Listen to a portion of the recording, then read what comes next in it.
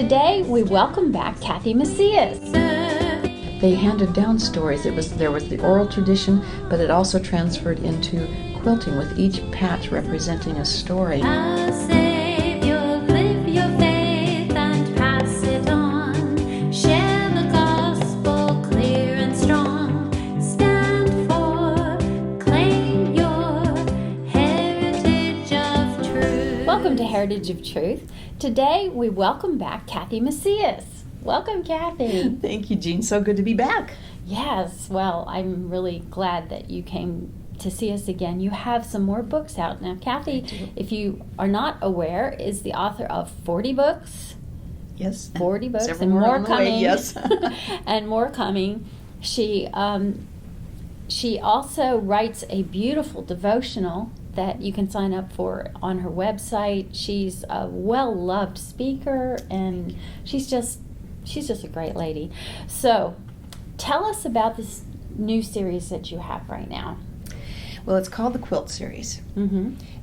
There are 3 books, and each one is actually a contemporary story about a contemporary social issue, but told against the backdrop of the life of a woman in American history, a woman of courage and faith who made a difference then and still makes a difference today. That's what I wanted to show with bringing that into the contemporary story, that those things still change lives today. So that's really, and each one is, the story unfolds against a quilt, the different patches of a quilt that represent the different parts of that American woman's life, That's historical cool. life. Heritage.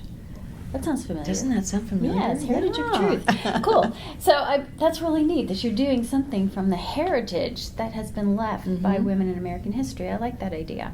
So the first one is this one, the Moses quilt? Yes, the Yeah, Moses why don't quilt is the first one. Okay, tell us a little bit And about that one. I love this because Harriet Tubman has always been one of my personal heroes. Mm-hmm. And I thought, what a great way to begin this, to launch this with a story told against the background of her life. She made such a huge difference in so many lives then. And what courage. Oh, my the goodness. courage she had, and I guess I always knew that. I'd heard that part, but I didn't understand until I began to research her life that courage was just fueled by an incredible faith. This woman was born into slavery, one of 13 kids, and they lived in the slave quarters, a little tiny place with no floor, just a dirt floor. None of them could read, but her parents loved the scriptures, and as so much of history in those days was passed down orally, they passed down the scriptures to her that way. They had memorized scripture, and they taught her the same. And so she had a lot of favorite scriptures, and they just gave her the faith and the courage she needed to do incredible things. I mean, here's this woman with no money, no education, a slave, and yet at the time of her death, the entire city where she died, the flags were all flown at half-mast for a month. That really made an impact on me, to think, wow, this is what one woman stepping out in faith can do for generations to come. Yes. And it's good to have those kind of models, because if people really would try and emulate that nowadays, we could have those kind of impacts on our own culture and our own families. We really could, and that's what I wanted to show throughout the series, is that here are people today coping with issues. For instance, in the Moses quilt, it's an interracial couple, and a lot of people say, well, that's passé. That happens all the time now. It's not a big deal. Well, a lot of African American readers have said to me, thank you, it is still a big deal.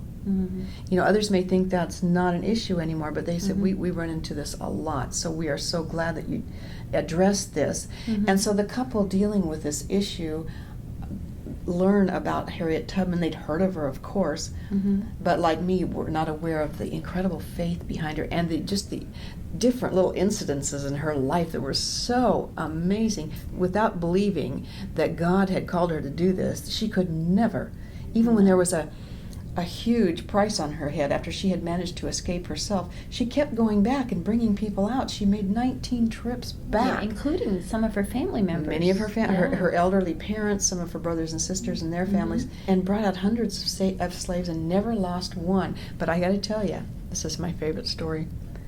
She was a woman of faith, she was courageous, but she wasn't mousy by any means. she did put up with nothing. There were a couple of times, and one in particular, where when she always told people, okay, when you make the commitment to go and we leave, you don't come back. You stay with us. You don't go back because that jeopardizes all the rest of the people. Mm-hmm. Well, one guy decided he just couldn't take it. I mean, it was an arduous trek to go to walk all those miles, and he started to turn back. She caught up with him almost immediately, pulled out her gun and says, "Do you want to keep going, or do you want me to shoot you right here?" He turned around and went the rest of the way with her, and that story spread. So, Wow. She had her ways, and it wasn't all just.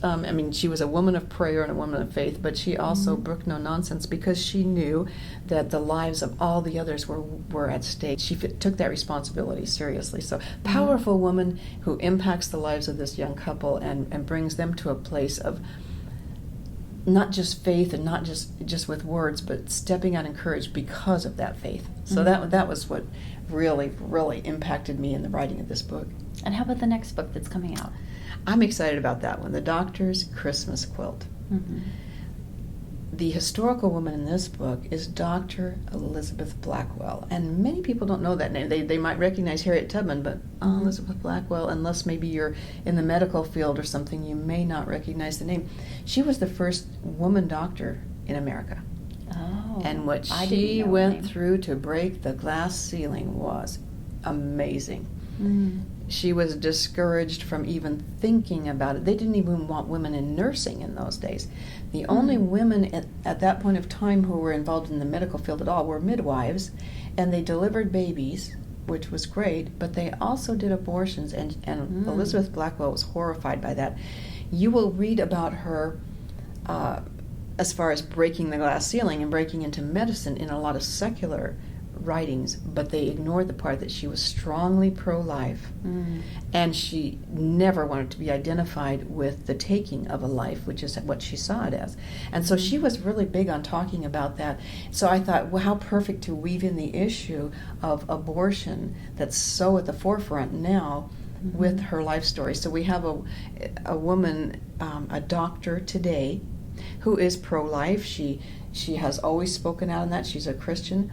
She has her only daughter, her only child, is now following in her footsteps away at medical school and ends up pregnant. And she's all of a sudden becomes personal. Mm-hmm. It was always in theory before. She was against abortion for no matter what. And now all of a sudden she's thinking, my daughter's going to give up everything. She's going to lose her medical career. She's going to do all these things. And even though she doesn't want to verbalize that, those thoughts are wrestling in her heart. And so as she has an elderly friend with a quilt who begins to remind her of the life of Dr. Blackwell, and that helps bring her to that point of making it personal and standing on her convictions and helping her daughter to do the same. Now there's a quilt in each of these A stories. quilt That's in why they're each called story. the Quilt Series. Yes. Yes. That's interesting. Now what got you interested in using a quilt? I'm not a quilter. People have asked me if I am, but I have quilts, and I love the stories behind them. And in talking with other people who were into quilting, as they began to show me how powerful the stories were and how that was part of the way they handed down stories. There was the oral tradition, but it also transferred into quilting, with each patch representing a story. Oh. And I know with the first book, with the Moses quilt, I originally stumbled across the story of the Jeanne quilters, famous group of African American women in this little old town way back in Jeanne, Alabama, who have been quilting for decades.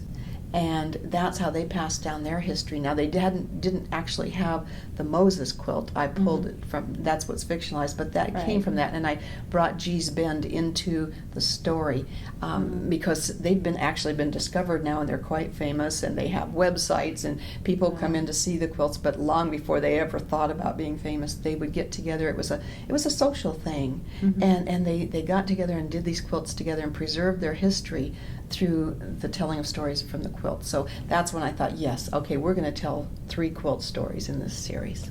So why do you think it's important for us to preserve our history? Oh, that is so vital. I am heartbroken sometimes when I talk to some of my grandchildren who are now at high school age or even junior high. And they're just unaware of, they didn't even know who Harriet Tubman was. Mm-hmm. And I realized a lot of people didn't know who Dr. Blackwell was, but I thought, if we've lost that part of history, how much more? I have another book that had come out some years ago that was set in 1989 in South Africa, just before the fall of apartheid. Mm-hmm. And I was doing a signing on that book in a bookstore, and this young lady who worked there was just a lovely young Christian woman. Mm-hmm. But she came over to me and she said, "So what's the book about?" And I said what I just now said. It's set in South Africa in 1989, just before the fall of apartheid. And she said, "Oh, is apartheid a country in South Africa?"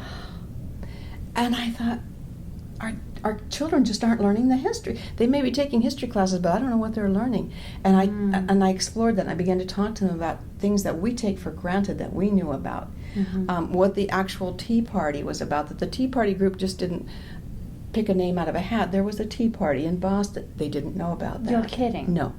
They had not heard of that.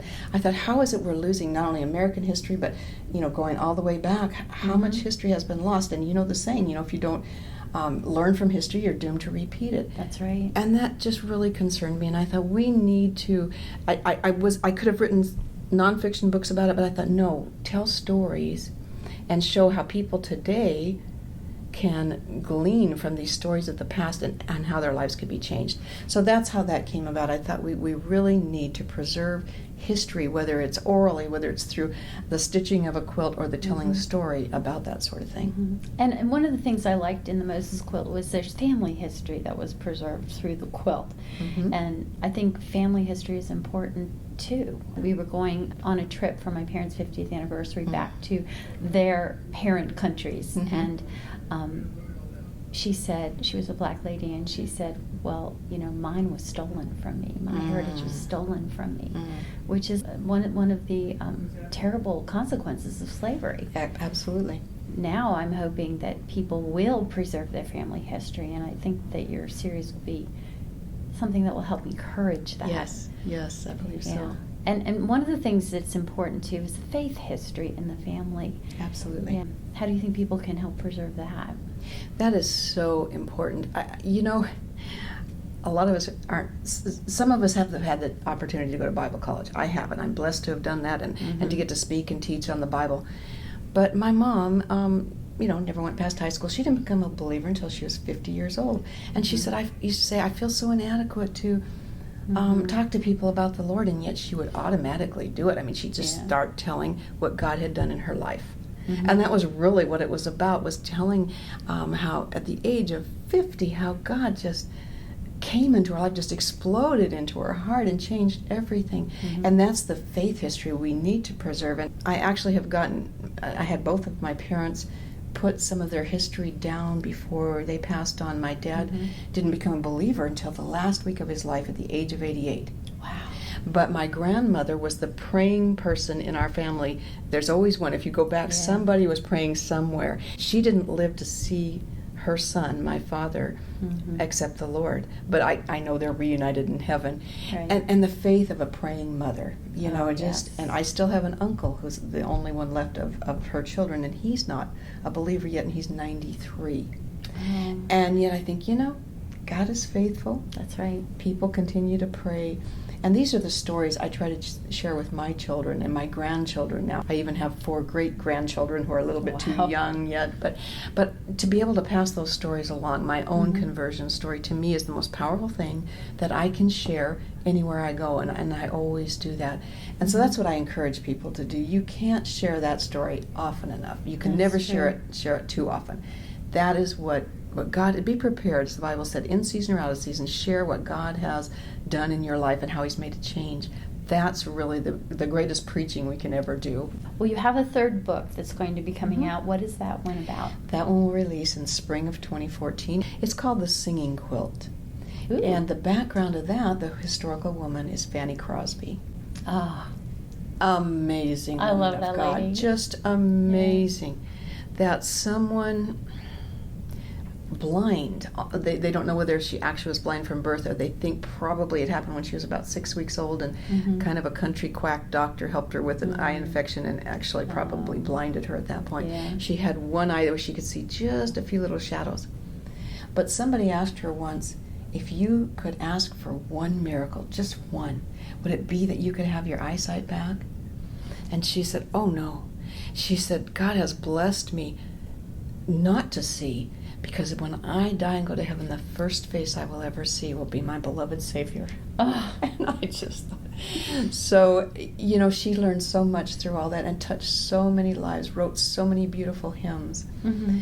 And the contemporary story there is a young girl who lost her parents in a car accident when she was very young and went to live with an uncle who was bitter, who was in a wheelchair.